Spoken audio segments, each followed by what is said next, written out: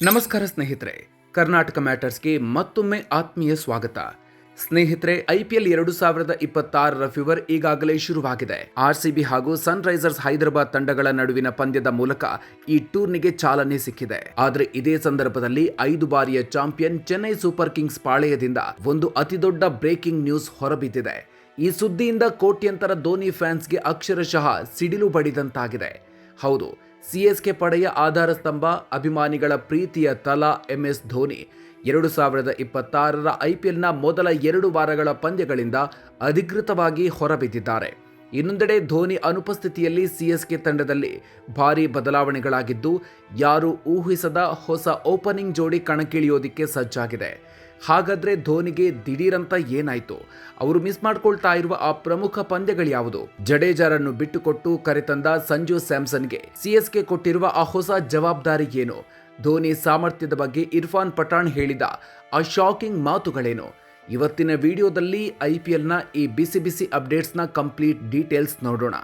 Video ಶುರು ಮಾಡೋದಕ್ಕೂ ಮೊದಲು ನೀವಿನ್ನೂ ನಮ್ಮ ಚಾನಲ್ಗೆ ಸಬ್ಸ್ಕ್ರೈಬ್ ಆಗಿಲ್ಲ ಅಂದರೆ ಈಗಲೇ ಸಬ್ಸ್ಕ್ರೈಬ್ ಆಗಿ, ಹಾಗೆ ಬೆಲ್ ಐಕಾನ್ ಪ್ರೆಸ್ ಮಾಡಿ.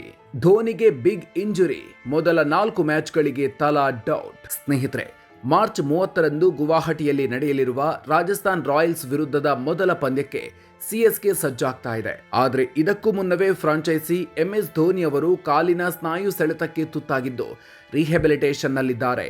ಹೀಗಾಗಿ ಅವರು ಟಾಟಾ IPL 2026ರ ಮೊದಲ 2 ವಾರಗಳ ಪಂದ್ಯಗಳನ್ನು ಮಿಸ್ ಮಾಡಿಕೊಳ್ಳಲಿದ್ದಾರೆ ಅಂತ ಅಧಿಕೃತವಾಗಿ ಘೋಷಿಸಿದೆ. ಈಗಾಗಲೇ 45ನೇ ವಯಸ್ಸಿಗೆ ಕಾಲಿಡ್ತಾ ಇರುವ ಧೋನಿ ಕಳೆದ ಕೆಲವು ವರ್ಷಗಳಿಂದ ಮಂಡಿ ನೋವಿನಿಂದ ಬಳಲ್ತಿದ್ದಾರೆ. ಇದೀಗ ಹೊಸ ಇಂಜುರಿಯಿಂದಾಗಿ ಅವರು Rajasthan Royals, Punjab Kings, royal Challengers Bengaluru ಮತ್ತು ಡೆಲ್ಲಿ ಕ್ಯಾಪಿಟಲ್ಸ್ ವಿರುದ್ಧದ ಆರಂಭಿಕ ಪಂದ್ಯಗಳಿಗೆ ಅಲಭ್ಯರಾಗಲಿದ್ದಾರೆ. CSKಗೆ ಸಂಜು ಸ್ಯಾಮ್ಸನ್ ಎಂಟ್ರಿ, ಶುರುವಾಯಿತು ಹೊಸ ಯುಗ. ಧೋನಿ ಆಡದೆ ಇರೋದ್ರಿಂದ ವಿಕೆಟ್ ಕೀಪಿಂಗ್ ಜವಾಬ್ದಾರಿ ಯಾರಿಗೆ ಅನ್ನೋ ಪ್ರಶ್ನೆಗೆ ಈಗ ನೇರ ಉತ್ತರ ಸಂಜು ಸ್ಯಾಮ್ಸನ್. ಹೌದು, CSK ಈ ಬಾರಿ ರವೀಂದ್ರ ಜಡೇಜಾ ಮತ್ತು ಸ್ಯಾಮ್ ಕರ್ನ್ ಅವರಂತ ಸ್ಟಾರ್ ಆಟಗಾರರನ್ನ ರಾಜಸ್ಥಾನ್ ರಾಯಲ್ಸ್ಗೆ ಬಿಟ್ಟುಕೊಟ್ಟು ಬದಲಿ ಟ್ರೇಡ್ ಮೂಲಕ ಸಂಜು ಸ್ಯಾಮ್ಸನ್ ಅವರನ್ನ ತಂಡಕ್ಕೆ ಕರೆತಂದಿದೆ. ಮಾರ್ಚ್ 30ರಂದು ಸಂಜು ಸ್ಯಾಮ್ಸನ್ ಮತ್ತು ರವೀಂದ್ರ ಜಡೇಜಾ ಇಬ್ಬರು ತಮ್ಮ ಹಳೆಯ ತಂಡಗಳ ವಿರುದ್ಧವೇ ಸೆಣಸಾಡ್ತಾ ಇರೋದು ಈ ಪಂದ್ಯದ ರೋಚಕತೆಯನ್ನ ಹೆಚ್ಚಿಸಿದೆ. ಬಿಗ್ ಹಿಂಟ್ ಕೊಟ್ಟ ಕ್ಯಾಪ್ಟನ್ ಋತುರಾಜ್ ಗಾಯಕ್ವಾಡ್, ಬದಲಾಯಿತು ಓಪನಿಂಗ್ ಪೇರ್. ಕಳೆದ ಸೀಸನ್ನಲ್ಲಿ CSKಗೆ ಅತಿದೊಡ್ಡ ತಲೆನೋವಾಗಿದ್ದೇ opening slot. Ruturaj, Rachin Ravindra, Devon Conway ಅಂತ ಏನೇನೋ ಟ್ರೈ ಮಾಡಿದ್ರು ಯಾವುದೂ ವರ್ಕೌಟ್ ಆಗಿರಲಿಲ್ಲ. ಕೊನೆಗೆ ಯುವ ಆಟಗಾರ ಆಯುಷ್ ಮಾತ್ರೆ ಬಂದು ಸ್ವಲ್ಪ ಜೀವ ತುಂಬಿದ್ರು. ಆದರೆ ಈ ಬಾರಿ ಮುಂಬೈನಲ್ಲಿ ನಡೆದ ಕ್ಯಾಪ್ಟನ್ಸ್ ಮೀಟ್ನಲ್ಲಿ CSK ನಾಯಕ ಋತುರಾಜ್ ಗಾಯಕ್ವಾಡ್ ದೊಡ್ಡ ಗುಟ್ಟೊಂದನ್ನು ರಟ್ಟು ಮಾಡಿದ್ದಾರೆ. ಈ ಬಾರಿ IPLನಲ್ಲಿ ನಾನೇ ಓಪನಿಂಗ್ ಮಾಡ್ತೀನಿ, ಜೊತೆಗೆ ನನ್ನ ಪಾರ್ಟ್ನರ್ ಆಗಿ ಸಂಜು ಸ್ಯಾಮ್ಸನ್ ಕಣಕ್ಕಿಳಿಯಲಿದ್ದಾರೆ ಅಂತ ಘೋಷಿಸಿದ್ದಾರೆ. 2026ರ T20 ವಿಶ್ವಕಪ್ನಲ್ಲಿ ಸತತ 3 ಅರ್ಧಶತಕ ಸಿಡಿಸಿ ಭಾರತಕ್ಕೆ ಕಪ್ ಗೆದ್ದುಕೊಟ್ಟು ಹೀರೋ ಆಗಿದ್ದ ಸಂಜು ಸ್ಯಾಮ್ಸನ್ಗೆ ಈಗ CSK ಬೃಹತ್ ಜವಾಬ್ದಾರಿ ಕೊಟ್ಟಿದೆ. ಇದೇನಾ ಧೋನಿಯ ಕೊನೆಯ IPL? ಇರ್ಫಾನ್ ಪಠಾಣ್ ಹೇಳಿದ್ದೇನು? ಸ್ನೇಹಿತರೆ, CSK ಫ್ರಾಂಚೈಸಿ ಧೋನಿ ನಂತರದ ಭವಿಷ್ಯಕ್ಕೆ ಈಗಲೇ ಭರ್ಜರಿ ತಯಾರಿ ನಡೆಸಿದಂತಿದೆ. ಸಂಜು ಸ್ಯಾಮ್ಸನ್ ಜೊತೆಗೆ 14.20 ಕೋಟಿ ರೂಪಾಯಿ ಕೊಟ್ಟು ಕಾರ್ತಿಕ್ ಶರ್ಮಾ ಎಂಬ ಯುವ ವಿಕೆಟ್ ಕೀಪರ್ ಅನ್ನು ಕೂಡ CSK ಖರೀದಿಸಿದೆ. ಇದೇ ವಿಚಾರವಾಗಿ ಮಾತನಾಡಿರೋ ಟೀಂ ಇಂಡಿಯಾದ ಮಾಜಿ ಆಟಗಾರ ಇರ್ಫಾನ್ ಪಠಾಣ್, ಖಂಡಿತವಾಗಿಯೂ ಇದು ಧೋನಿಯ ಕೊನೆಯ IPL ಆಗಿರಲಿದೆ. ಧೋನಿಗೆ ವಯಸ್ಸಾಗಿದೆ, ಮೊದಲಿನಂತೆ ಪಂದ್ಯವನ್ನು ಫಿನಿಶ್ ಮಾಡುವ ಶಕ್ತಿ ಅವರಲ್ಲಿ ಕಡಿಮೆಯಾಗ್ತಾ ಇದೆ. CSKಗೆ ಈಗ ಹೊಸ ಮುಖದ ಅಗತ್ಯ ಇದೆ.